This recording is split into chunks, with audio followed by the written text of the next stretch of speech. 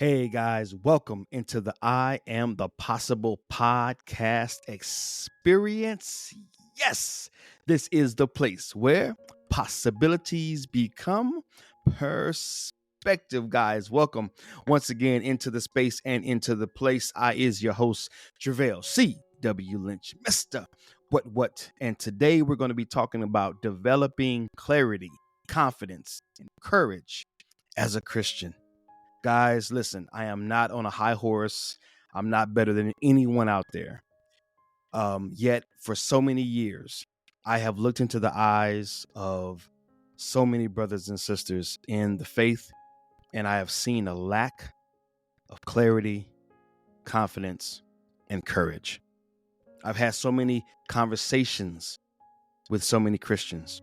I've been in circles, meetings, I've been in ministry side by side with men and women who, when they were honest with themselves and they were honest with me, they didn't have a lot of clarity. They didn't have a lot of confidence. They didn't have a lot of courage in their faith, in themselves, most importantly. And so today I want to share with you something that, for me, in my own personal life, gave me clarity, confidence, and courage. It got me, sort of over a bridge. On one side of the bridge, I lacked self-confidence. I lacked direction in life, right? I was timid. I was scared to take risks. I just didn't know what to do sort of with my life. And even after becoming a Christian, I was still kind of just not really knowing what to do. And I crossed the bridge, and on the other side was a great sense of clarity, a great sense of confidence in myself, in God, and a great sense of courage, able to take chances, able to take risks, able to believe in the possibilities, able to believe that the best was going to be my outcome, was going to be my results in any given circumstance or situation. And so today I want to speak to that person. I want to speak to you. If you are a Christian, you are a man or woman of faith, someone who believes in God, you're praying to God, you're looking to God, you're trusting in God, you're attending church service, you're reading your Bible, you're doing all the things, you're sustaining from as best you can from a sinful lifestyle.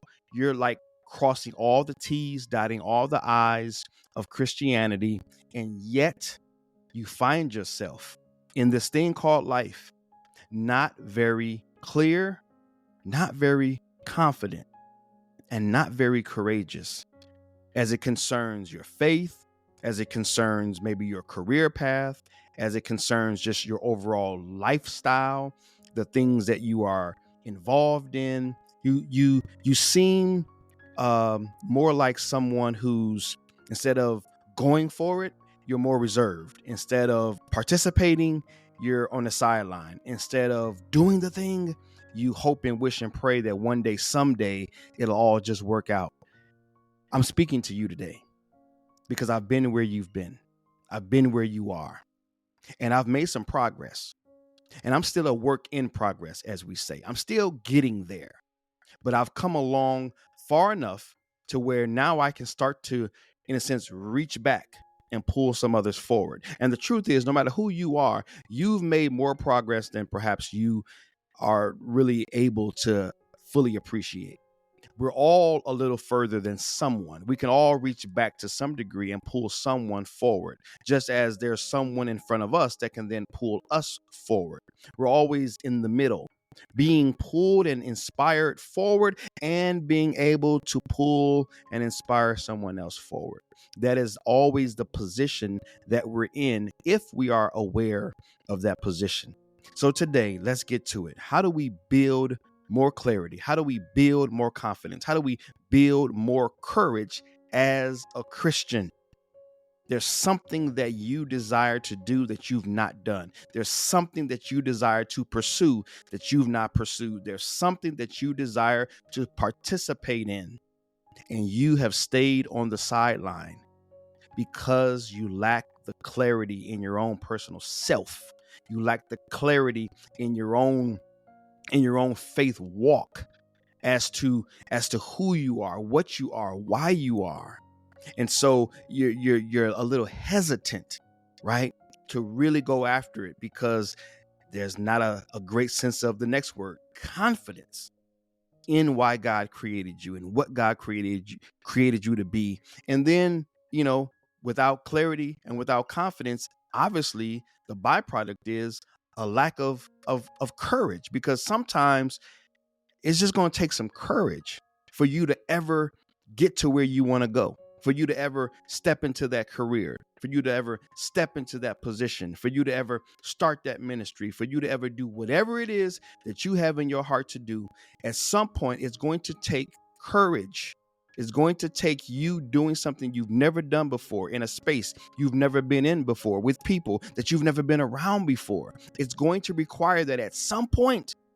And it is the clarity and it is the confidence that fuels the courage that is required for you to be delivered in your own way, for you to come out of bondage, for you to come out of that slavery, for you to come out of your own Egypt. You feel me? Is that Moses experience. You are being pulled out, summoned out, called out of your own personal Egypt into your own personal promised land. But these 3 C's, this clarity, this confidence, and this courage, it's required to get you there. And so today I want to share with you what got me there, what got me in motion, what got me going, what got me not only motivated, but sustained and sustains currently my motivation to pursue the things that I believe that God has created me to do. Here it is. You ready? Spiritual gifts. You have a spiritual gift, and you cannot, you wouldn't believe. And maybe you're one of them, actually, right? But you wouldn't believe how many people I've spoken to, Christians, where I've simply asked the question, hey, do you know what your spiritual gift is? And they'll say, no. I say, hey, have you ever taken a spiritual gifts assessment? No. Have you ever heard of what the gifts of God are? No. This is like a superpower that is being not so much suppressed, but it's just it's not being activated. Think about it like this. You got Clark Kent, right? Maybe you've seen Superman before, right? Okay. You got Clark Kent, and then you got this ability to transform into Superman, right? Superman can do things Clark Kent can't do, right? So the Clark Kent guy has to transform or activate the Superman within him in order to do things that Clark Kent and the other personality is not able to do. I want you to think about your spiritual gift like a Superman. And if you're a woman, you find your superhero, right? That's a woman. Maybe it's Storm from the X-Men, or maybe it's Catwoman, right? From I believe that's DC Comics. But nevertheless, right, you find your own superhero that you can use as an example, and I want you to use that. That's in you. That Superman, that Incredible Hulk. Have you ever noticed, and this is pretty dope, have you ever noticed how superheroes, for the most part, right? I'm not saying all of them for my superhero buffs out there. I'm not saying that this is a all-inclusive statement, but for the most of them, right? For the most part, most superheroes live as one person. They go by one name. They identify as whatever, right? Clark Kent. And for the majority of the world, they know Clark Kent. But within, on the inside, that spiritual DNA, that DNA on the inside, there is another part of them that is available, that is accessible, that is innate. It's a part of who they are. It's woven into the fabric of their being. There is no separation. It's in them, and they can tap in, right? They can tap in. Spider-Man, right? tap in, right? There's things within his body, right, that you can tap into. Venom, right? Remember Venom? I forgot Venom's like normal human name, but like we just watched the last one, and he walks around as the guy, but at any point in time, he can unleash, he can let out the venom, right? So anyway, my point is your spiritual gift is powerful, man. It's powerful, and you got one. Everybody has one. In fact, we have multiple, to be honest. Every Christian, every person, God was no what they call it. God is no respecter of person. God didn't pick favorites and picky and choosy and all that. God poured out his gifts on all of humanity. Every person, every man, woman, and child has a spiritual gift. The only thing that's different, that separates us, when I don't even like using that word separate, but the only thing that distinguishes us is that there are those of us who know what ours are, and then there are those of us, and that might be you, who don't know, right? And God's not keeping it a secret. God's not keeping it from you. It's just a level of awareness that spiritual gifts exist. They're right there in the Bible, and we're going to go over some today. They're right there in the Bible, and he calls them out right there. And there are so many assessments online that are absolutely free that you can take, and you can begin a journey. You can begin the process of discovering what your gift is, what it represents in the body of Christ and humanity as a whole, how you can access it, how you can utilize it, how you can improve upon it, how you can increase it and elevate it, right? And you can really start to institute it in every area of your life. That was the case for me. All right. And so I'm going to actually share my screen with you, because I want to share with you what my spiritual gift is, one of them at least, and how I've incorporated it into my life to see so much success, personal growth, development, advancement in life. And then I want to, invite you to take the assessment and begin down this journey, down this path, man, of self-discovery and understanding what God's given you. All right. So let me put me glasses on. I think I'm going to use these glasses today. And let's get into it, man. Let me share my screen. So my spiritual gift right here, go ahead and share it. My spiritual gift is that of a teacher. Okay.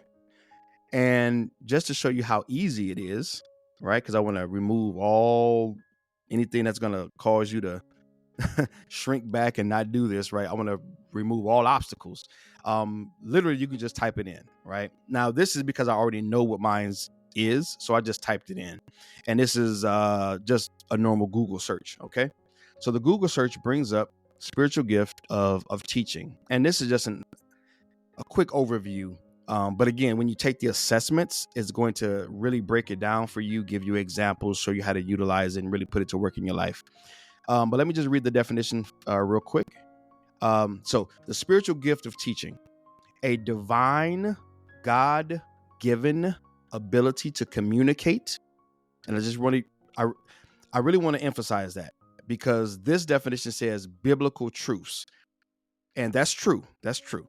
I do have that ability. However, I want you to know that this is universally applicable, meaning as a teacher, I'm able to communicate effectively, just communicate. Whatever content you give me, whatever space or place I find myself in, and I've been doing this for over 25 years. I've known this for over 25 years. I can effectively communicate in any space, with any audience, with any crowd, with any subject matter that I'm given. Okay. So it's a universally applicable gift. The reason I share that is because I want you to know that the gifts are not only to be applied in a Christian context. It's not only to be applied within a church context. It is to be applied in any context as you are living and doing life on a normal, everyday, regular basis. And that's where the empowerment really comes. Okay. But let me just finish out the definition, and then I'll get back to the full screen. So, spiritual gift of teaching is a divine, God-given ability to communicate biblical truth clearly.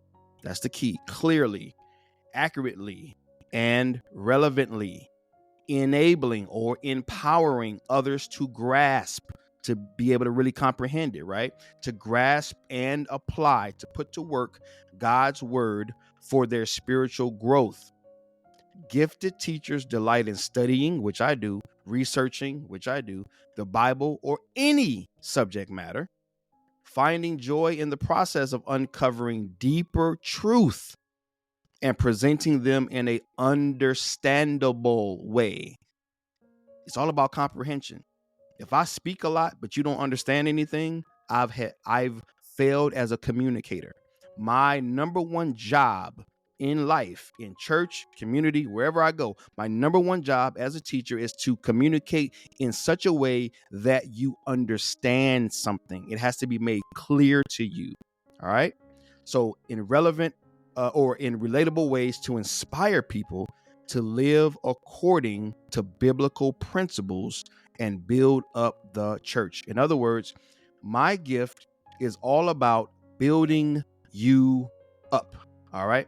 So let me go ahead and stop sharing. So I speak for the purpose, I communicate for the purpose of your edification, of your empowerment, of your equipping, of you getting better, right? And that's my soul's cry. I just want to see you get better. I just want to see you improve. And that's something that God gave me. I didn't give that to myself. It was revealed to me, right? 20-something years ago, Pastor Eric Brown said, hey, man, come and teach 15-minute message on the life of Jesus, Mark 1:35. I shared that 15-minute message, my first time ever teaching, ever sharing, right? Fresh from Toledo, Ohio, got here to Southern California. Pastor Eric gave me an opportunity to communicate to a group of men, right? I did that fresh off the cuff. Pastor Eric walked up to me and he said, Travell, you are a teacher. After he said those words to me, it was a wrap. It was over with. For the last 25 years, ever since Eric said that, I've been fine-tuning, working on, building up, developing my craft, right? And some of you guys know my story about me stuttering. So I still have some of that here and there, stumble over words, get tongue-tied. That still shows up. But I love that it still shows up because it gives someone else hope. If I can stutter, if I can stumble over my words, if I can get tongue-tied and still have, here it comes, the clarity, the confidence, the courage to still communicate, I think that's pretty awesome. I think that's pretty awesome that God would use one, even as he would use a Moses. And I'm not comparing myself to Moses. Moses was great. I'm great. You're great. We're all great because we're all made in the image and likeness of God. So there's no ranking in Christianity if we were real with ourselves. But like a Moses story, Moses was afraid to go in and speak to Pharaoh because he was slow of speech. In my own personal life, I guess you could consider me slow of speech. I get tongue-tied, I stutter, I fumble over words. And yet, I'm a public speaker. And yet, I'm a preacher. And yet, I'm an author. And yet, I'm a podcast host. And yet, I'm a small group facilitator. I'm a trainer in corporate America, right? I'm someone that does presentations on a regular. I'm someone that trains the military on a monthly basis. I'm doing all of this communication. And I'm sure there's some other ones that I missed, right? I'm a certified personal trainer, right? That's instructing people on how to work out. That's using my tongue, right? And so all of these ways that I've still been able to communicate effectively, yet having what many would consider a speech impediment or some sort of problem. I don't see it as a problem. I see it as the thorn in my side that God says, hey man, my grace is sufficient for you. I'm going to still use you to speak. I'm going to still sit you in front of folks. I'm going to still put you up front. I'm going to still put you on the stage. I'm going to still send you and you're going to still speak for me. And I want you guys to see my clarity, my confidence, my courage, to be honest with myself and to be honest with you. And you too can develop this once you understand what your gift is, because your gift is not going anywhere. It's a part of you. You already have it. It's there. You just may lack awareness. and appreciation and alignment and application. Those are my 4 A's of your spiritual gift. But when you do those 4 things, life transforms on every level. So let me go ahead and wrap it up. Let me give you some examples from my own personal life. Let me give you one story of how I've applied this, and then I want to go ahead and start breaking down how you can get involved in this. All right. So for me, the gift of teaching has been a blessing in so many areas. It's been a blessing in my marriage. Man, I would have to do a whole episode on that. Just my ability to communicate has put me in a position where I've gotten through some really rough patches in my marriage because of my love and thirst for the art of communication, which is really at the bedrock of any successful relationship. You got to know how to communicate in order for the relationship to succeed. That includes your marriage. So this has blessed me in my marriage. I've got 4 adult children. My ability to communicate and to teach has blessed me as a father. Again, in so many ways, I just don't want to go down these paths because, man, you can get so wrapped up and just, I'll be here 2-3 hours. Okay. But it's blessed my marriage. It's blessed my relationship with my children. It's blessed me in the church. Obviously, I'm a ordained minister, pastor. I have taught so many classes, courses from financial matters to spiritual matters, on marriage, right? And so it just over the last 25 years, I've taught so much, and I've been a part of the teaching process, whether it's on a Sunday morning from preaching or it's in small group sessions, etc. Okay. So that's really been a blessing in ministry. It's given me that clarity, that confidence, and that courage in and through ministry. And then lastly, one I think that can really hit home for people and you may struggle with is your career path. I believe that we were all created as contributions, right? And our spiritual gift is at the forefront of our contribution. It's how we communicate. It's how we contribute, right, to the betterment of our society. In your career path, I believe that the best marriage is marrying your contribution, right, which you've been gifted in, with your career. When contribution meets career, boom, perfect scenario. Because it gives you the ability to earn money at the thing that you really enjoy. And there's nothing like bringing enjoyment to your employment. All right. So many of us, we're not happy on our jobs. There is no enjoyment in our employment. We go to work, we punch a clock, we do what we got to do, and then we are ready to run out of there. We're like counting down the minutes, right, before it's time to punch out. That's a telltale sign. That's a good indicator that you're probably not in the right industry. And listen, you got to do what you got to do, right? You got to put food on the table, clothes on your back, roof over your head. You got to do what you got to do until you can do what you want to do. All right. But the best scenario is matching up your contribution with your career. And so I've been in corporate America, healthcare, for 19 years. And at some point in that process, I was made aware that that's where God wanted me in terms of really having a very stable and a very significant income, especially for someone who dropped out of college twice, who never went back, don't have an education, don't have any experience in this field. I was blessed with a position that continued to elevate and promote me because of, here it is, the use of my gift, right? I don't know anything about healthcare. I didn't know anything about corporate America. Never dreamed of being in corporate America or healthcare. Didn't want to. But I knew I had 4 kids. I knew I had a wife. I knew I had responsibilities as a man. And so I had to do what I needed to do until I can do what I want to do. And so the more I did this, the more I was unhappy on the job in and of itself, although I was providing for my family, until God revealed to me that I could elevate and advance my career on a financial level, on an influential level, and just a personal satisfaction level. The more I could incorporate my gift or my contribution into my current career. And so one of the things that I did was I, in a sense, repositioned myself as the communicator of the team.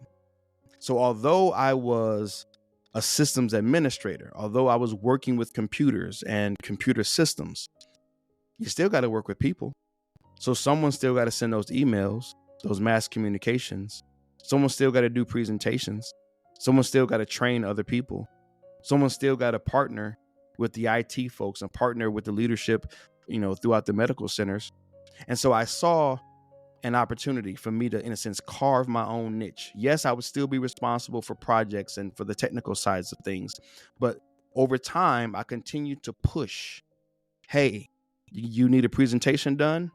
I'm your man. Hey, you need somebody to get up front and talk about this, product. Hey, I'm your man. Oh, you need somebody to go shake some hands at the medical center and build partnership. I'm your man. See, one of the things about public speaking is that it terrifies most people, but it comes natural to me. Most people, I think, beyond death and like phobias like snakes and spiders and stuff like that, public speaking, I think, ranks right up there with the number one fear of most people. Well, how valuable is it for me to take something that other people fear, but comes easy to me? How valuable is that for me to leverage in my career path, in a career path that I don't really care for, but I see opportunities to do the very thing that I love to do inside of that structure. And it's paid off for me.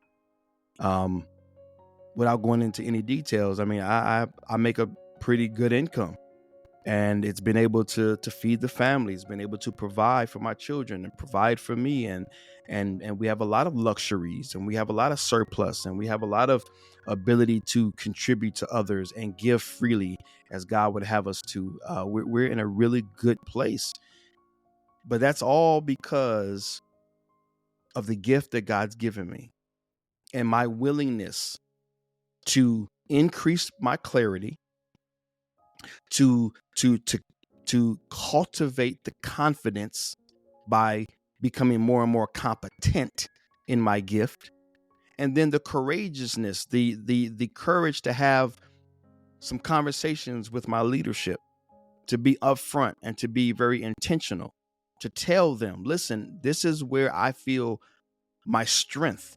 Like, these are my strengths. I'm a great communicator. Put me in the front. I'm a great communicator. Send me over there. I'm a great communicator. Let me draft the emails. I'm a great communicator. Let me do the presentation. I'm a great communicator. Let me do the training. I'm a great communicator. And being courageous enough to keep pushing and pushing and pushing until I, in a sense, carved out a space where now I can be sort of that go-to person. And now I teach, I train, I communicate on a daily basis.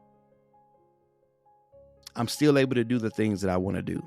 I'm still able to podcast. I'm still able to public speak. I'm still able to preach on Sundays. I'm still able to train. I'm still able to write books. I'm still able to do all these other things in my part-time, but in my full-time for now, until God transitions me out, then I needed to carve out a space for me so that I can enjoy what I'm doing in my 9 to 5. I believe that there is an opportunity for you to do that as well, for you to see where you are currently and for you to carve out a space according to the gifts that God's given you so that you can enjoy life.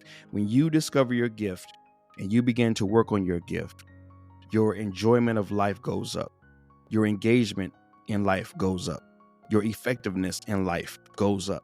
Everything increases. Everything elevates because you are in an elevated state of awareness as it pertains to what you are, your value, your worth in this world. So if that interests you and you're like, yo, sounds good, you sold me, where do I sign up? Well, guys, listen, if you're on the tube or if you're on any podcast platform, the link is in the description for you. Take the assessment, man. Take the assessment. Discover your gift. And I am here. Emails, iamthepossible.com. Email me.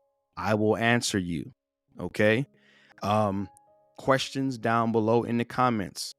I will answer you. I'm still at a place in my career development with podcasting and with communication where I've still got the bandwidth to communicate.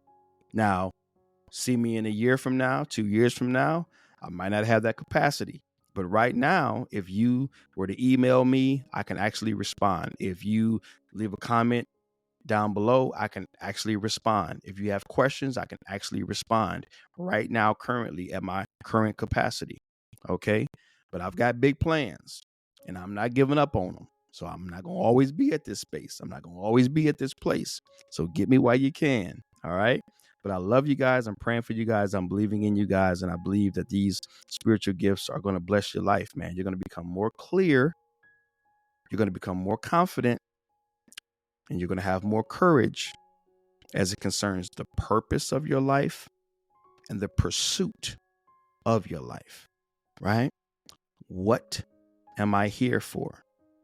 What am I supposed to be doing? Those two questions are in most people's hearts. And when you tap into your spiritual gift, it's going to provide an awareness of those two things. What you really are and what you really are supposed to be doing with your life. All right. Love you guys. Praying for you guys. Believing in you guys. Until next time, this is Travell C.W. Lynch, Mr. What? This has been another experience here in the I Am the Possible universe. Love you guys, man. Praying for you guys. Believing in you guys. Please, guys, continue to love yourself. Love our great creator and love those around you.